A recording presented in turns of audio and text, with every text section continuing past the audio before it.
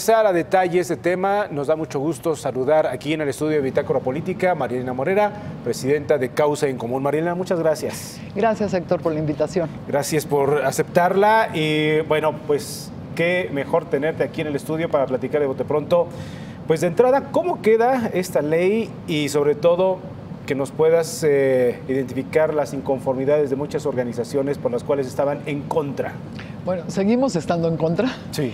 De hecho, el problema que tenemos en México es una grave crisis de inseguridad y de violencias. Lo que tendríamos que estar haciendo es ver cómo arreglamos este problema. Y para arreglar el problema de la crisis de inseguridad y de violencia necesitamos a nuestros policías preparados y capacitados. Esa es la base, o sea, necesitamos muchas otras cosas más. Pero la base es tener policías capacitados, preparados, que la gente pueda respetar y que ellos se sientan respetados. Lo que hicieron hoy en la Cámara de Diputados es precisamente aventarnos más al fondo del pozo. En lugar de hacer una estrategia sistémica en la que entrara, por supuesto, sí un marco jurídico para las Fuerzas Armadas, poniéndoles una ruta de salida, no de quedada. En segundo lugar, el tema del desarrollo de las policías, cómo podemos hacer para que realmente tengamos instituciones de policía certificadas y tengan consecuencias jurídicas, administrativas y políticas, los gobernadores cínicos que no cumplen con preparar a sus policías porque su primera función es darnos seguridad a los ciudadanos, ¿no? Y el tercer punto es el tema de las fiscalías. No está el diseño para tener una Fiscalía General de la República, no está el diseño para las fiscalías estatales. Entonces, lo que tendríamos que estar haciendo es un paquete, ¿no? ¿Cómo le hacemos para salir de esta crisis de inseguridad y de violencias? Y lo que hicieron hoy es solamente apartar la parte del marco jurídico para las Fuerzas Armadas, pero además con una entrada muy discrecional. Haz de cuenta que lo que han venido haciendo durante estos 10 años, hoy lo ponen en el marco de ley, pero completamente discrecional, porque, por ejemplo, en el artículo 18 de esta ley dice que el Ejecutivo Federal es el que va a decidir a dónde entran o a dónde no, por medio de gobernación. O sea, igual de discrecional que ahorita, lo pueden usar políticamente. Así es. ¿No? Y no hay tiempos, lo que mencionabas, ¿no? No otro punto es que no hay salida. Tiempos de entrada ni de salida, no hay un equilibrio legislativo que esté vigilando qué es lo que se está haciendo y cuándo deben de salir. Entonces sí es preocupante que se atrevan a hacer esto. Además, fíjate, los legisladores del PRI y sus secuaces, bueno, lo aprobaron. Pero los legisladores del PAN, que tenían que haber estado presentes para evitarlo, pues simplemente no se presentaron, ¿no? Entonces también es permitirlo. Claro. Entonces sí me parece que las fuerzas políticas de este país no están entendiendo lo que estamos pasando los ciudadanos. Claro, la mayoría de ellos tienen que traer, bueno, de hecho han de traer guaruras pagados por nosotros. Pero la mayoría de los mexicanos, la gran mayoría de los mexicanos no tenemos esa fortuna, necesitamos que nuestras policías nos cuiden. Claro. ¿No? Y pareciera que ellos viven en otro planeta. Oye, son varios enfoques, María. La primera, escuchábamos y leíamos la voz de distintos expertos que decían que si se consumaba, que vemos que ya se consumó, así es, esto en se diputados. Bueno, todavía falta senadores. ¿Y qué crees que pase?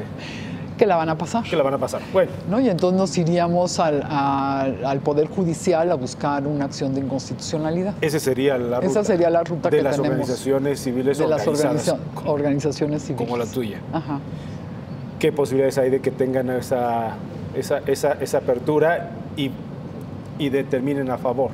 Pues mira, tendríamos que verlo con los abogados, ¿no? Yo soy dentista, no soy abogada, pero tendríamos que verlo con los abogados, por lo que algunos de ellos nos han dicho es que sí hay posibilidades, pero me parece que todavía tenemos oportunidad de hacer un llamado al Senado, claro, ¿no? Que vea cómo viene la ley, que vea cómo viene de manera discrecional, o sea, no tiene tiempos, no tiene lugares, ¿no? Lo puedes aplicar en cualquier lugar. O sea, si queremos que las Fuerzas Armadas actúen, está bien, demos ahorita una ruta de salida y después reglamentemos el 29 constitucional, que es donde dice claramente que por excepción pueden estar los militares en las calles y entonces se suspenden las garantías individuales. Así es. ¿No? Y eso sí tendría un costo político para los gobernadores, ¿no? Porque, por ejemplo, en Guerrero, donde pues la ley no existe, ¿no? El gobernador sí tendría un costo político y no lo tiene, ¿no? Entonces simplemente no prepara a sus policías, no tiene una procuraduría que sirva, los ciudadanos están completamente indefensos y no sucede nada. No cumple con la responsabilidad como Pues tal. sí, porque además es la primera responsabilidad que tienen los gobernadores y el secretario de Gobernación, porque se llevó la Secretaría de Seguridad Pública Federal, pues su primera responsabilidad es la seguridad de los ciudadanos y no han cumplido y hoy se la avientan al ejército, o sea, y a la Marina, me parece inaudito. ¿Qué estarán pensando ahora el jefe del ejército, de la Marina, el secretario de Defensa, en ese sentido cuando decían o presionaban de alguna manera, lo escuchábamos, oigan, el ejército, los militares no están para esto, ¿no? Exactamente. Es momento de que regresen a los cuarteles. Bueno, pues esto es... Pues justo al revés, ¿no? Al revés. Vivimos en un mundo al revés. Desgraciadamente vamos a entrar en un periodo electoral el próximo año, de hecho ya prácticamente Pues ya estamos en él. Viene una época muy difícil para México. De los cálculos que tenemos en Causa en Común, si no cambian la estrategia de seguridad, definitivamente vamos a tener un año más violento que el actual. Lo platicábamos contigo, nos decías en una conversación anterior, tardaremos hasta 10 años. Créeme que esa frase y esa cifra nos la tenemos pegados aquí en Bitácora Política. De verdad, resuena muchísimo. Así es, porque destruir es bien fácil, construir es muy difícil. Y en México no hemos visto la voluntad de los gobernadores para construir. Tenemos, por ejemplo, el Medina, el gobernador anterior de Nuevo León, sí, que cuando se vio ya casi forzado a renunciar, entonces pues ya tuvo voluntad política para reformar a su policía, le metió el presupuesto suficiente porque tener buenas policías cuesta y cuesta caro. La sociedad civil estaba muy metida en ese proceso y los empresarios también. Bueno, eso no lo estamos viendo en el resto del país y estamos metidos en un problema grave en el que muchos ciudadanos se sienten completamente indefensos. Sí. O sea, vas, por ejemplo, al norte y el otro día que fuimos a Reynosa, que nos entrevistábamos con las madres que buscan a los desaparecidos, es verdaderamente crítica su situación, sí, ¿no? Las personas que han muerto y que pues no encuentran una salida en la justicia, las personas que secuestran, ¿no? Robos con violencia, todo esto que hace que las comunidades al final se organicen como autodefensas, si tú quieres algunas autodefensas reales y otras con crimen organizado adentro, todavía mucho más peligroso, ¿no? Y que los grupos de poder, bueno, pues agarran a sus guaruras. El caso es que la seguridad además se ha privatizado, ¿no? Y además de esto tenemos, por ejemplo, a las policías privadas de los gobiernos estatales, muy preocupante, por ejemplo, la del Estado de México, sí, ¿no? CUSAEM, que es como sistema de franquicias, ¿no? Nadie las controla, pero eso sí, la Sedena les da la aportación de armas para la Secretaría de Seguridad Pública del Estado de México. Autoriza. Y entonces con esa misma autorización, CUSAEM tiene aportación de armas, ¿no? Cuando nadie está controlando a estos señores, o sea, sí tenemos un problema muy grave en el país de privatizar a la seguridad por un lado, tener policías muy poco preparados, no tener justicia porque no tenemos fiscalías que realmente sean capaces y sirvan, y además ahora con esta ley pues ya pues prácticamente lo que están haciendo es dejar a las Fuerzas Armadas en la calle. Marina, tú tocabas el tema del panorama preelectoral, que bueno, pues ya estamos en esto. Y pues hay personajes que han salido a la luz pública y se están placeando, están convenciendo a sus bases para que lo apoyen en los próximos meses. Me refiero a José Antonio Meade. ¿Te agrada el personaje? ¿Crees que tenga idea, que tenga proyecto? No lo sabemos todavía, pero ¿te agrada el personaje para el próximo presidente? Pues mira, no me gusta hablar de personajes, me gustaría más que habláramos más adelante de las propuestas que traigan, ¿no? Me parece que lo importante es con qué propuesta van a llegar y con qué equipo.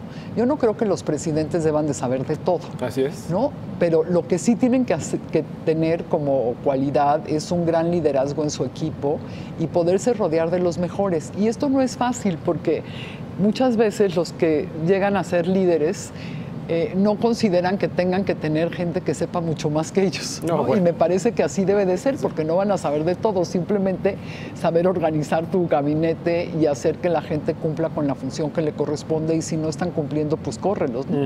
Exacto. Bueno, sí, por supuesto. Y para que después, al paso de los años, no tengan que decir en discursos públicos, no buleen a las instituciones. Así es exactamente, cuando la crítica no es bullying. Después de esta frase del presidente Peña, ¿qué ha ocurrido, Marilena?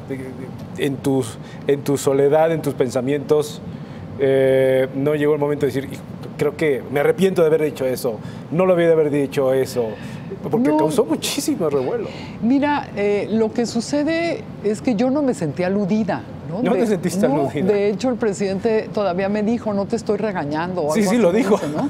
No es regaño. Y cuando se me acercó también me repitió lo mismo y le dije, la verdad, presidente, yo no me siento aludida porque mi organización a lo que se ha dedicado durante estos, de 2010 a la fecha, y yo llevo de activista desde el 2012, pues me he dedicado a atender a víctimas, a tratar de construir instituciones, a hacer propuestas, por supuesto a hacer críticas, porque para eso estamos la sociedad civil, ¿no? Para aplaudirles como focas, ya tienen a todo su equipo, ¿no? Entonces, yo realmente no me siento aludida por lo que dijo el presidente. Yo lo que sí creo es que nuestra fortaleza es precisamente criticar, hacer propuesta, y reconocemos también cuando algo está bien. De hecho, ese día, en el mensaje que di por parte de Causa en Común, sí, le reconocí algo que me parece muy importante, que le habíamos estado exigiendo en los 4 foros anteriores, y que es la clave única de identidad ciudadana. En los anteriores, bueno, primero lo incluyeron en el Pacto por México y se lo agradecimos, luego los 2 siguientes se lo estuvimos exigiendo, y esta vez le reconocimos que ya están preparando la base tecnológica para que todas las plataformas se hablen, para que podamos tener realmente una clave única de identidad cada uno de los ciudadanos, que esto servirá muchísimo. Sí. Para todos los programas sociales, que no se diluyan, ¿no? Entre que va pasando de una mano a otra y se va quedando en los bolsillos, que no se dupliquen. También va a servir, por supuesto, para temas de seguridad y para muchas otras cosas en el país. Y se lo reconocí, pero yo creo que el presidente, bueno, se le olvidó hablar sobre eso. Esperamos que en una siguiente ocasión, pues nos invite ya a participar en lo que será esta clave única de identificación ciudadana, que me parece que es una de las políticas más importantes que nos va a dejar el presidente si se logra consolidar en los siguientes 8 meses. Está bien, y era importante, y es importante resaltarlo en ese sentido. Lo que hoy tenemos y a lo que hoy estamos ante un tema en donde especialistas o líderes de organizaciones como tú, pues consideran que es un boquete importante. Es un boquete muy fuerte, que de por sí la situación en nuestro país es muy complicada. O sea, no nos vamos a estar dedicándole ahorita más tiempo, quitándole más tiempo a la audiencia de algo que ya sabe: aumento de homicidios, el secuestro, los robos con violencia, la extorsión y el cobro por derecho de piso en muchas... a nivel nacional, ¿no? Así es, porque pues tenemos un aumento en los índices de homicidio en 30 de las 32 entidades federativas. Estamos viendo aumento, por ejemplo, en robo de vehículos, que está muy vinculado a crimen organizado. Estamos viendo aumento en robo con violencia. Sí, sí. Entonces, realmente la situación es crítica, y lo que hacen hoy los diputados es pues abrirnos un agujero más, ¿no? Con una ley que no es clara en ninguna de sus formas, y que creemos que además vulnera a las instituciones federales. ¿El tema del mando mixto? Pues ese ayer lo desecharon, ¿no? Decidieron que, pues que ya no iba a estar en la congeladora, sino que en el bote de la basura. También esto pues es inentendible, porque si bien nosotros creemos que se podía mejorar ese dictamen, porque quedaba muy poco claro cuando las instituciones no se certificaban, entonces quién iba a atender esto. Se podía mejorar. Si la tuviéramos, sería mucho más fácil fiscalizar a las policías locales, porque el secretariado ejecutivo se iba a convertir en un órgano mucho más potente. Hoy es como de adorno, ¿no? Tenemos un Sistema Nacional de Seguridad Pública, un Consejo Nacional de Seguridad Pública, donde si tú los ves, toman un montón de acuerdos cada vez que se reúnen cada 6 meses. Todos levantan su mano y toman acuerdos y después ninguno cumple. Yo lo que me imagino, ¿no?, es que llegan a su camioneta, ¿no?, avientan el acuerdo a la parte de atrás y a lo que sigue, ¿no?, a comer con sus cuates, y no le dan seguimiento a estos acuerdos. Entonces, creemos que es completamente disfuncional hoy. Sí. Hubiera mejorado en algunas cosas con la ley de mando mixto, pero bueno, ya la tiraron a la basura, ¿no? No tenemos tampoco las fiscalías, ya se tenía que estar pensando en el diseño institucional y constitucional para tener buenas fiscalías. En eso no están pensando, ¿no? O sea, eso es lo que... Mira, no somos mal pensados, pero nos parece muy extraño que en lo importante no lo estén pensando de manera sistémica. Así es. ¿No? Y solamente quieran darles a las Fuerzas Armadas una ley que además creemos que ni siquiera les va a favorecer.